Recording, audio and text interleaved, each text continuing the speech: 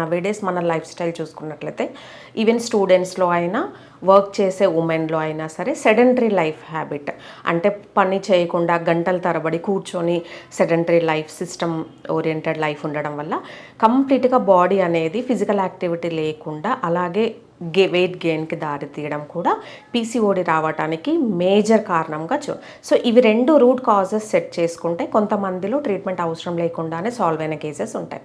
జనరల్గా పీసీఓడి వాళ్ళకు సజెస్ట్ చేసే ట్రీట్మెంట్ ఏంటంటే ఓసీ పిల్స్, అంటే కాంట్రసెప్టివ్ పిల్స్ కానీ అండ్ హార్మోన్ పిల్స్ ఇవ్వటం ద్వారా దానివల్ల వచ్చే లాభాల కంటే డిసడ్వాంటేజెస్ ఎక్కువ, అంటే వెయిట్ గెయిన్ అవ్వడం కానివ్వండి అండ్ ఇట్లాంటి కాంప్లికేషన్స్ వచ్చే అవకాశం ఉంటుంది.